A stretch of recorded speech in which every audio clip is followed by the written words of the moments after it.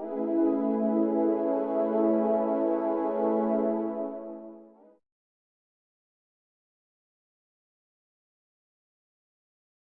get started. This is the second video in our threat hunting video series. We're going to start with how to build out a threat hunting team. And I want to first start by talking about the dedicated threat hunters that may or may not exist within your security operations center. Maybe you are one of these people, maybe you work with them. These dedicated threat hunters are going to have strong proficiency in some of our previously discussed skills that we talked about in the last video. So defensive security skills, offensive security skills, and a really strong proficiency in threat intelligence, as well as passion and curiosity for the jobs that they do. These team members' sole responsibility is going to be hunting within the environment. Most often, they are going to either work closely or are housed with the Security Operations Center, and they might work closely with other teams such as network security and or infrastructure. And next, I would like to talk about dual-hatted threat hunters. This is going to be the most common scenario for many organizations that are getting involved in threat hunting or just simply starting out and getting their toes into the threat hunting world. The difference between dual-hatted threat hunters and dedicated threat hunters is that dual-hatted threat hunters, their sole job responsibility is not limited to just threat hunting. The case for these threat hunters is going to be that they often double as either IR analysts, senior SOC analysts, could be a manager on your team, or simply just a member of the SOC that happens to be very good at threat hunting. In the end of the day, threat hunting teams are not just limited to threat hunters. You have to have a breadth and variety of personnel involved in your threat hunting team. The first category of team members that I'd like to go over are trusted leaders. So these trusted leaders could be your SOC manager, it could be your team manager, it could be, someone that is very senior on the team that you look to for leadership. The point of this is trusted leaders are going to be your guiding light in terms of, they are going to really help spearhead your operation. They're going to open doors for you. They are going to make sure that you have the resources that you need to take care of a successful threat hunting operation. The second person that's going to be very important for you to have on your team is an advocate from senior leadership.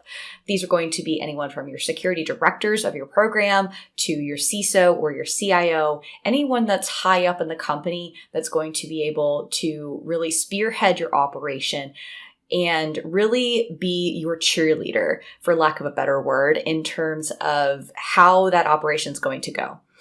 The reason that I say it's so important for you to have an advocate from your senior leadership is because if the results of a threat hunting operation are not exactly favorable, meaning that you find a threat hunter active in your environment and something bad is happening and you need to take drastic measures, whether that be buying a new tool or implementing a new policy, what have you, you're going to really want that advocate on your side to really help you get the tools that you need to clean up anything that the threat actor has done in your environment, or purchase new tools or new technology that would make your environment safer from discovering something from the threat hunting operation.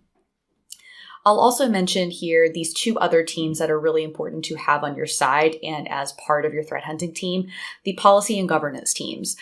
Policy and governance is really great to have as part of your threat hunting team because if you do need to make policy changes at the root of an organization, whether that be changes to user policy or the way that the business conducts operations from a security standpoint, you really will need to collaborate with these teams to make sure that the policy that you create in something else's place is going to be much more security minded than the policy that you're replacing.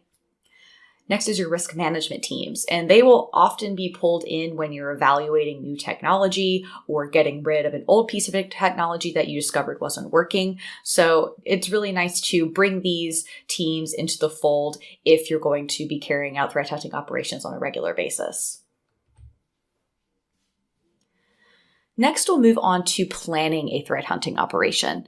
The first part of that is going to be scoping the operation. So before you even begin, you need to decide what portions of the network your hunters will be doing their hunting in. Additionally, what tools are they going to use? How long is the operation going to last? And what exactly exists within this scope? And the reason that all of these things are so important to consider is because if you do find something during this operation, are you prepared to deal with the threat if something is found within this particular area of scope? So, for example, if you were doing a threat hunting operation on a portion of your network that housed all production servers that were very, very business oriented, very important to the continuation of the business side of your organization, then you would probably need to make sure that if you do find something, you have prior approval from higher ups or your leadership, that if you do find something, you are prepared to deal with this and you have the monetary support to clean something up if you do find it. Next is prior approval. So when it comes to getting prior approval, you need to first notify the proper personnel of the operation well beforehand. So coming back to those trusted advocates and those managers that are part of your threat hunting team, make sure that you are talking to your advocates, you're talking to your managers and letting them know, hey, we're planning on carrying out this threat hunting operation on these dates in this area of scope. And we just want to make sure that you guys are on board and everything is good before we begin.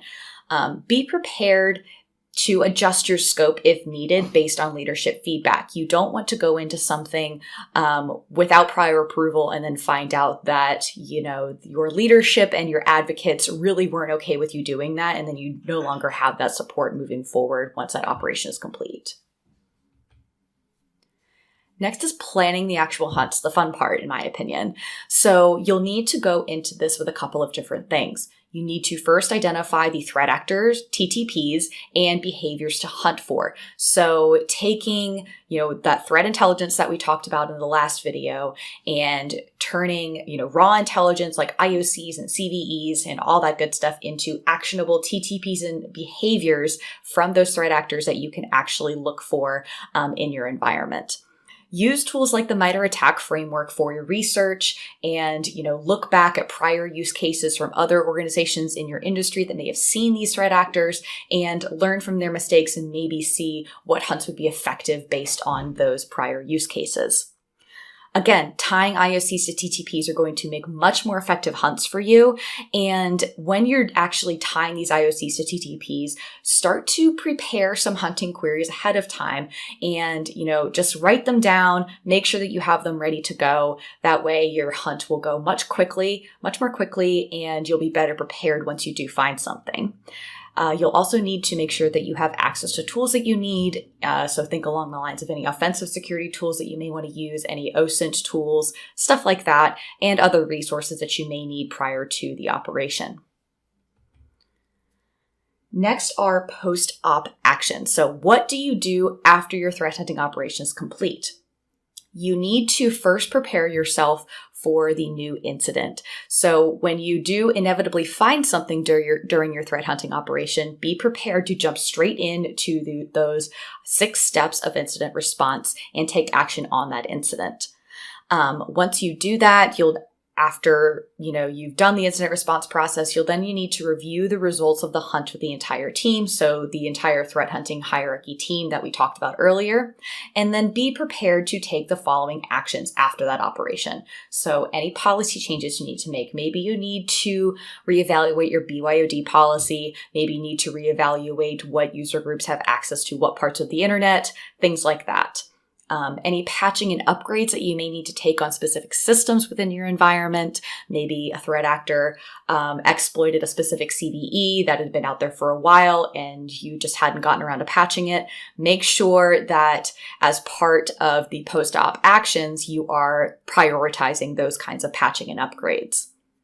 Additionally, any EDR deployments or updates that need to take place. Maybe you found that the compromised endpoints that were involved in this particular incident did not have a Sentinel-1 agent deployed to them, so you need to go ahead and do that. Or maybe they had an older version, you need to update that. And then finally, maybe any additional product purchases or getting rid of products that aren't necessarily serving you or just aren't working anymore. So again, calling in those policy and risk management teams to advise on that process. And lastly, I want to talk about how you can automate threat hunting with SentinelOne.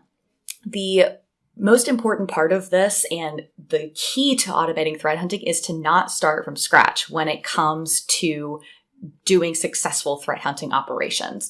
Make sure you are saving your hunts. Just because you used this particular query in a last hunt a few months ago doesn't mean it's not effective anymore. So saving those hunts and really taking into account what worked for you in the past, maybe saving them as star rules on the platform, is a really great way to make sure that your team has the tools at their disposal right from the get-go when they start a new operation, rather than immediately starting over and having to come up with new hunts from nothing. So using open source tools, couple that we talked about earlier, maybe Mimikatz, using the Tor network for dark web research, Cain and Abel, really taking advantage of those open source tools that are at your disposal as a threat hunter. Coming up with any custom scripting that you can use. Really exercise the RSO or remote script orchestration tool that we have at SentinelOne for your hunting, and making sure that you are using that to the best of its ability. Updating your watch list or star rules based on previous hunts. I mentioned that earlier, but it's a really great way to really jumpstart your threat hunting operations, and making sure you're not starting at square one every time you go to hunt. And making sure that you're setting up automated EDR response based on your hunts. So if you have a really effective hunt that you used in the past, set up automated response in case that threat comes back and you know that you're going to be covered if that does happen.